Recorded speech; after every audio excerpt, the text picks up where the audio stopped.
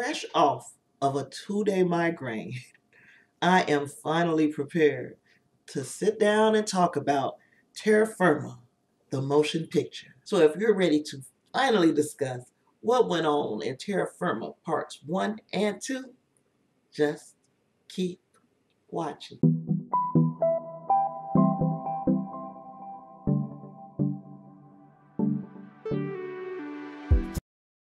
What's up, Trek Nation? Welcome back to After the Snap, and I'm your host, Miss Tasha Pierce. And today, we're going to finally talk about Terra Firma, episodes 9 and 10 of Star Trek Discovery Season 3. These episodes were directed by Omar Mata, and they were written by I always mess this man's name up. Bo Yin Kim, Erica Lippold, and Alan McElroy. All right, so these are your description of the 2 episodes, since we didn't talk about last week's episode at all either. Culber is visited by Kovich, the mysterious Starfleet operative, who explains that since Georgiou has both traveled through time and from the mirror universe, and the molecules have moved too far from their origin, she is now likely to die.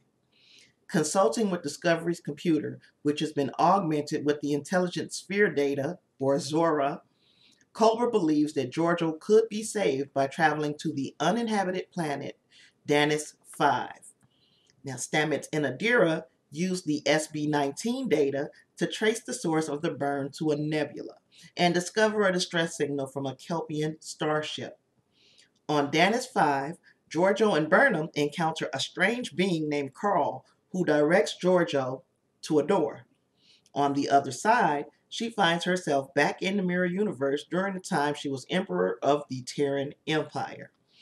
Georgiou finds that her time with Discovery has changed her, and she uses her knowledge of the past to alter certain events, including rescuing the slave Saru and sparing the life of the treacherous Michael Burnham.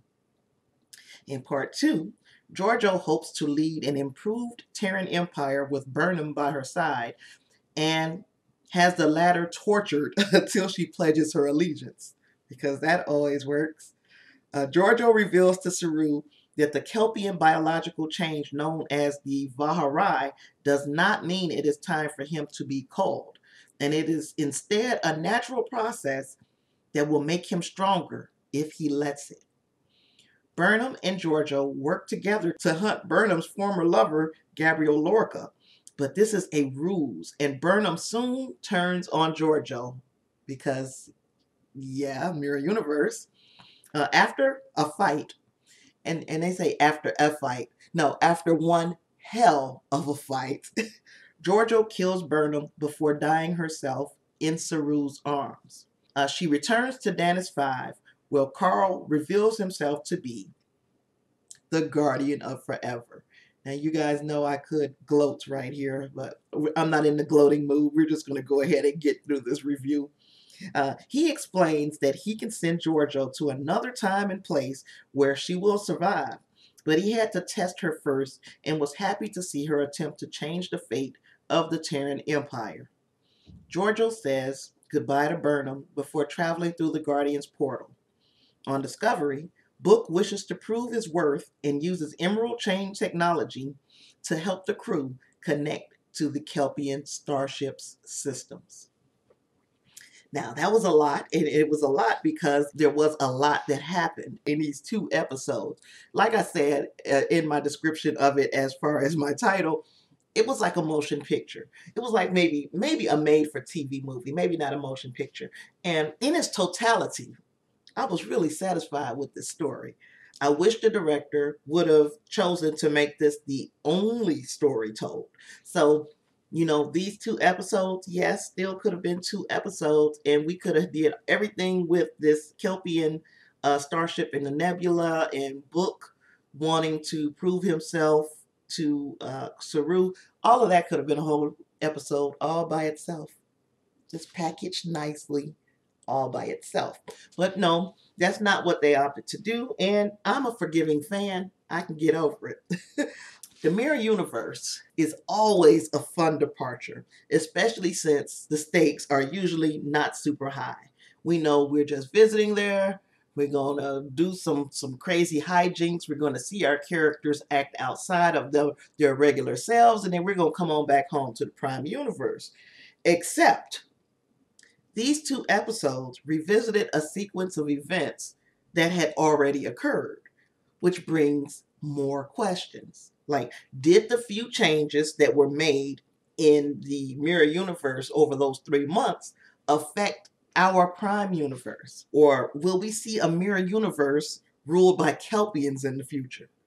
Or will we ever see Mirror Lorca again? That's one of the things that kind of disappointed me about this episode. We heard Lorca being name dropped so many times that I kind of felt like it was a disappointment. It was a disappointment when we didn't see him. Uh, Again, I said it myself last week. Everything is not fan service, but that was one of the things that I really wish we would have gotten to see. I wish we would have gotten to see some closure on the Lorca thing. But I have to wonder if this is the time, if that didn't change, if this is the time where Lorca was in our universe being a asshole, a tearing asshole in the Prime Universe. So questions. I'm trying not to let my mind run amok. And even with my mind racing at all these possibilities, I was still able to enjoy the conclusion of this episode, especially watching Mirror Michael Burnham showing us how the traits that we love in Prime Michael can be UGLY had she not been nurtured differently. So yes, I am one of those people who believe that whole Terran universe thing um, is nurture versus nature, and you can see what happens when someone has a long amount of time to be nurtured differently. Yeah, she in the Prime universe, Georgiou is still a jerk. She really still is. But when you take her and put her back in the mirror universe, she realizes that is not a way to live, that there is a better way to rule. And I enjoyed seeing her go on that journey. I wish we would have seen it more over these 3 seasons of Discovery.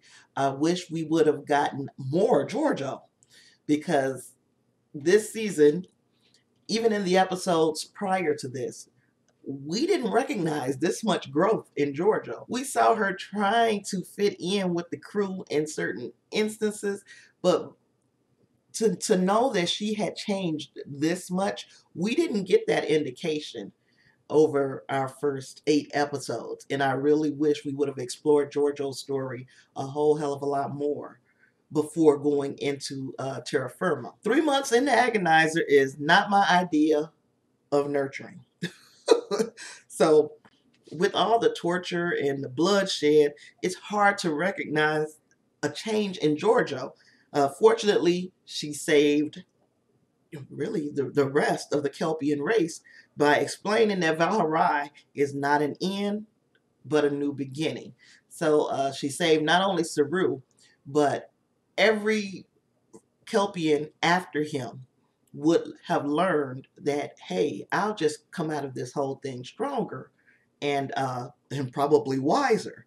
So it was bittersweet watching Georgiou walk through that portal for the last time. Even though we know we'll see her again in her own series, I long for what could have been with her and the crew of Discovery. Speaking of which, we learned that the signal in the midst of that nebula was from a Kelpien ship, and this has piqued Saru's interest.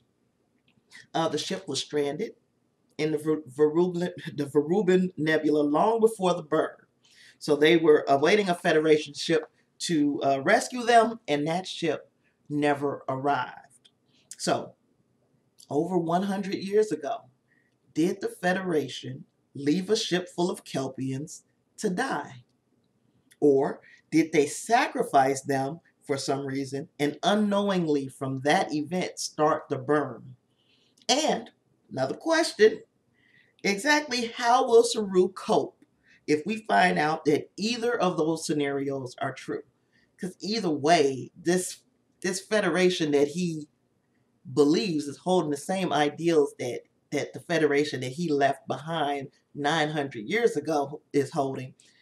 If he finds out that they abandoned a federation ship in need of aid, especially a federation ship full of Kelpiens, how is he going to react to this? And then in Vance's trash news this week, is anybody feeling like Vance, his reaction to Saru's report on that ship in the nebula seems to be sus. It seems suspicious. It seems like, and we had a very brief discussion, but I can't remember who was making the comment, who I was talking to. It seems like he's protecting the emerald chain. And this would make me think, of course, I have been going on for like 3 or 4 weeks now about how Admiral Vance and the Federation is trash. But what if it's just Admiral Vance? What if the Federation is still reeling from the burn and Admiral Vance has been compromised as far as his integrity is concerned? That is another way to look at that situation. That the Federation may not be complete garbage, but Admiral Vance, he probably is. I still have to lean on the Federation, though, being garbage with him, because they pressured the Vulcans. That was number one thing. And then we got this ship of Kelpiens that was left to basically die in that nebula. So I got problems.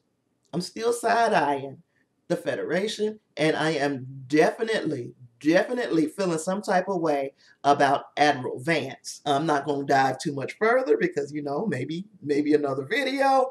I'm sure we're going to get some kind of answer to one of our questions this week, Thursday, in episode 11, The Citadel. With all that being said, I don't have a whole lot more for this episode. We finally got Reno back, huh? She just, and I liked the fact that they acknowledged, hey, where the hell have you been? She's been gone for weeks. And she's been doing some type of upgrades or whatever and eating candy in areas that she's not supposed to be eating in. So I appreciated that, even though, what is her role? Because is she just going to come and go and drop comic relief and then bounce out again for another 2 or 3 weeks? She's got a very limited role in the series, but when she shows up, it is always very funny. Always something is happening. Something of importance is going on every time we see Reno. That was another funny thing this week. A book using the Emerald Chain technology to assist in boosting that signal so that they can get into the systems of that ship and that nebula. Make them work for it. Make them work for it, and he did. And another thing, Admiral Vance was just a little bit too upset about him using that technology to find a ship that is a Federation ship. He just has I don't like Admiral Vance. Even if he turns out to be just the greatest thing since sliced bread from the replicator, I don't think I'm going to like him. I'm going to always feel like he has something to hide. Even if it turns out that he doesn't. He is playing the hell out of this role if he has nothing to hide. I hope my migraine troubles are behind me, but I will be moving in the next few weeks. So next couple of weeks, I'm going to be moving. I hope that my schedule doesn't change much, but there may be a hiccup or two as far as frequency while I get settled in. Hopefully this is a better move and gets me in a good mental place. In the meantime, I'm inviting you, if you have not already done so, to subscribe. Join a tribe called Trek and the After the Snap family. Usually it's 2 videos a week, but again, I'll be moving, so I don't know what's about to happen. I really don't. Hopefully, I'll get my reviews for Star Trek Discovery up on time. In the meantime, I want to thank you once again for watching. I am very interested to hear what everybody has to say in the comments. This community is really, really thriving and coming together, and I appreciate you. And with all of that being said, until next time, please live long and prosper. Peace.